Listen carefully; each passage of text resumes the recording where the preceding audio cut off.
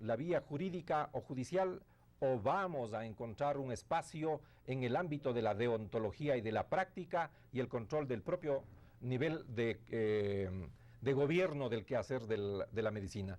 Y este gobierno más o menos está dado por 3 niveles de gestión que la práctica de la profesión tiene.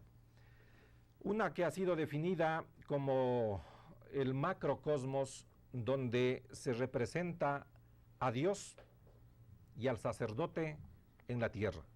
El mesocosmos, el rey y el juez en la tierra. Y el microcosmos, donde está el cuerpo humano y el representante es el médico. Y el médico pasa a ser una especie de 3 elementos, por eso es sacerdote, porque tiene que tratar los elementos del cuerpo y del alma. Es un confesor que ha ayudado a llevar a cuestas el dolor de la humanidad.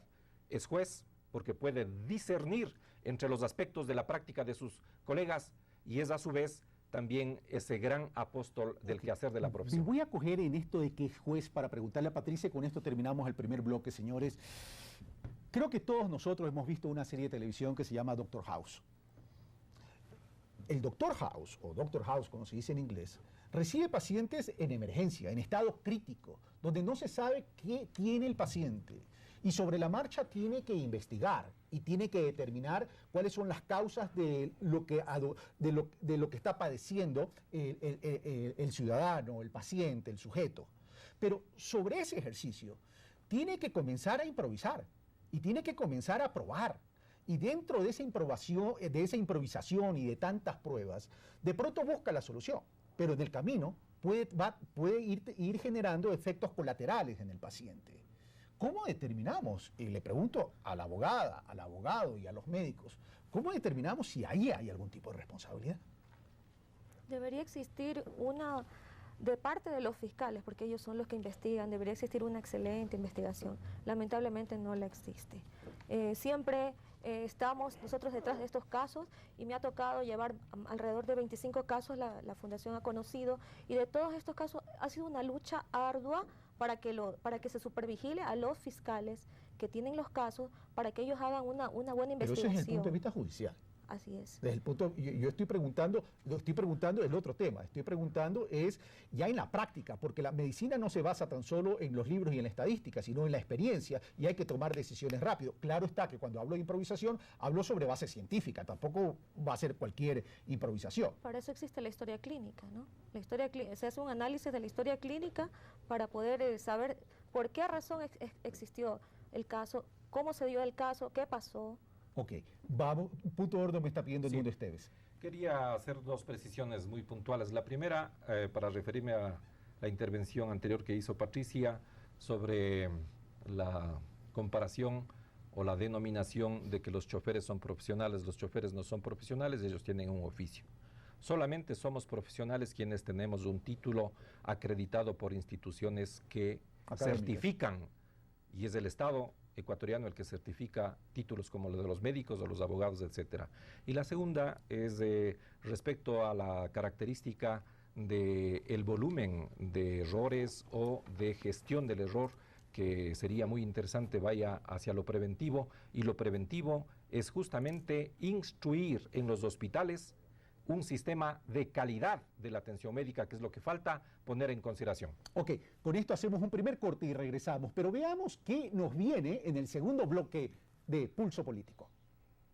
Y en el próximo bloque, testimonios de personas que han sido afectadas por supuesta mala práctica médica. Y ella había sido obstetriz. A mí sí me duele por el daño que me acaba de hecho a mi hijo.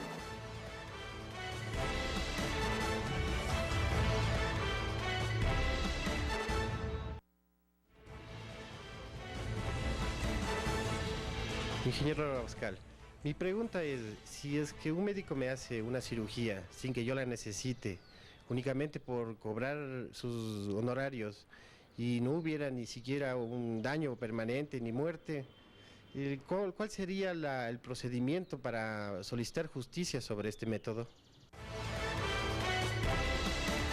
Gracias, Ricardo Rodríguez. Bueno, voy al ponente de la ley. Claro, mira, en ese caso habría un acto doloso. No hablaríamos de un acto culposo, ¿no? Que es muy diferente, sí, hay que distinguir. entre actos dolosos y entre actos culposos. Aquí hay o existiría el ánimo de ese mal profesional de la salud de practicar una intervención quirúrgica sin que exista necesidad para ello.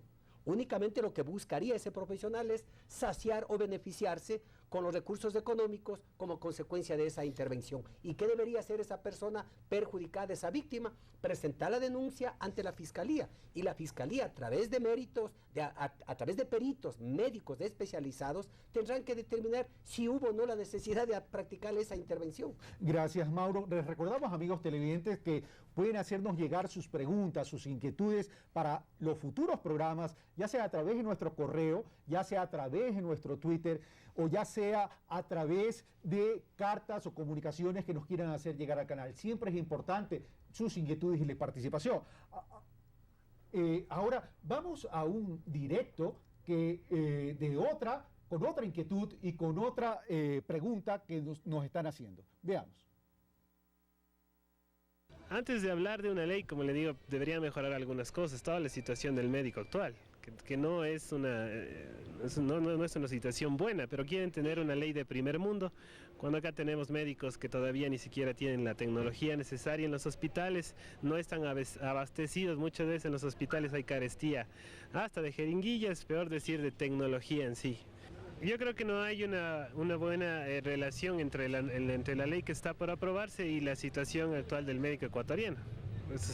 Es evidente lo que estamos viviendo, ¿no? Todos los médicos, por ejemplo, los bajos sueldos que tenemos, la carga horaria enorme que tenemos, hospitales que están sobresaturados, donde no se puede dar una atención integral al paciente, o una atención que podríamos decir la que se merece la persona, la que se merece el paciente, no se la puede dar. Hay también una evidente escasez de médicos especialistas, ¿sí? Y los pocos que hay generalmente están concentrados en las ciudades, por ejemplo en la capital, en Guayaquil, en Cuenca. En las provincias, en los sectores más apartados, pues generalmente está ocupado por médicos rurales.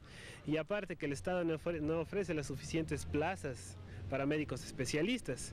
A veces muchos médicos tienen dentro de sus planes salir al exterior y muchas veces les resulta más fácil que seguir una especialidad aquí mismo. Gracias al doctor Esteban de la Cadena. Bueno, el doctor Esteban de la Cadena toca o trae a colación varios puntos. 1, hospitales saturados. 2, tipo de materiales y las condiciones con las que trabajan. En ese sentido voy al presidente de la Federación Ecuatoriana de Médicos, Alberto. Él plantea una realidad y es un doctor en el ejercicio de la profesión. Y aquí entonces vamos a lo siguiente. Aquí también se establece entonces una responsabilidad del Estado. Alberto.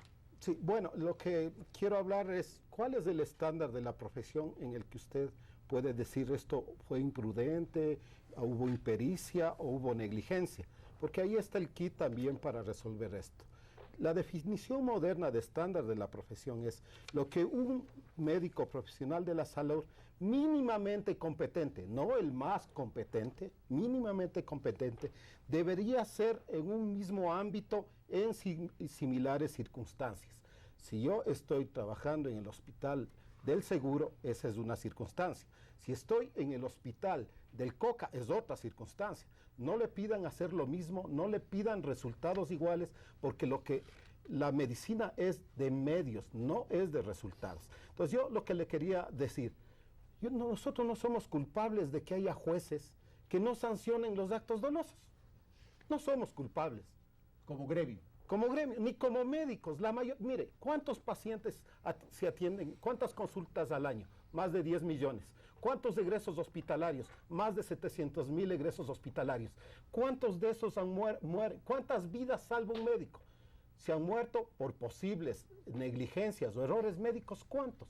1 de cada 10,000. Sin embargo, esto está primando en el quehacer de la ley y no se ve lo demás, porque las consecuencias de tener una ley muy drástica ya se han visto en otros países, en Estados Unidos, y están ya haciendo reformas ahí a la ley. Punto de orden de Mauro Andino. Igual, Esteban de la Cadena toca algunos temas. Es decir, una cosa es la medicina urbana, otra cosa es la medicina rural, una cosa es la medicina privada, otra cosa es la medicina pública. Y en ese sentido, dice Alberto, no podemos evaluar con las mismas consideraciones a alguien que actúa con diferencias sustanciales.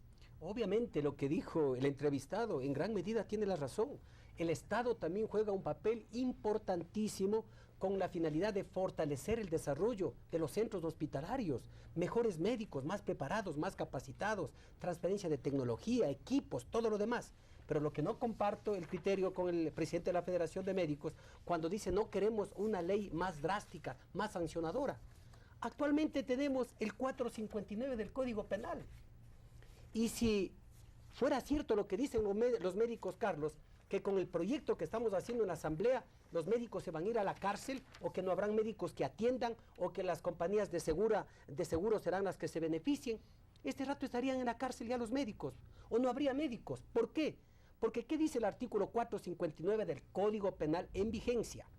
Es reo de homicidio inintencional el que ha causado el mal por falta de previsión o de precaución, pero sin intención de atentar contra otro. Okay. Sí, en base a esto, Carlos, se ha dictado sentencias en una gran cantidad de casos y muchos profesionales de la salud han sido sancionados en base al homicidio culposo, no doloso. No doloso. Ok, punto de orden me está pidiendo Patricia, pero yo también quiero pedir una precisión sobre lo que acaba de leer Mauro Andino y que tiene que ver, dice previsión, es decir, la falta de previsión genera una responsabilidad. Pero pongamos el ejemplo de un hospital en la zona rural, o un hospital del Seguro Social, o un hospital de la salud pública.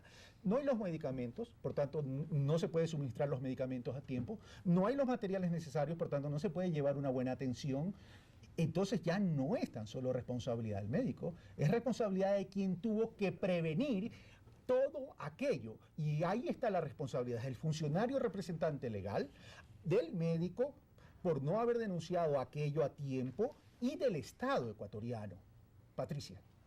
Con respecto al artículo 459, que el doctor Andino menciona, que dice que se ha sancionado por este artículo a varios profesionales médicos, no estoy de acuerdo y hasta ahora no conozco ninguna sanción. Aquí en el Ecuador solo se ha sancionado al doctor Uquillas hace unos meses atrás con 2 meses de prisión. Y ningún otro caso. Y el primer caso que creo que se va a sancionar aquí es el de Mireya Ríos, que está con un 80% de discapacidad en estos momentos, que ingresó a una clínica a dar a luz y por el trabajo y la lucha que llevamos nosotros, pues lo hemos llevado a tribunales penales y estamos esperando la fecha de audiencia. Hay ya 5 autores médicos implicados en esto y pues creo que va a ser el primer caso aquí en Guayaquil que va a ser sancionado con estos artículos. Ahora, pero dice Alberto, ¿qué culpa tenemos nosotros los médicos de forma individual o colectiva a través del gremio que la justicia no funcione?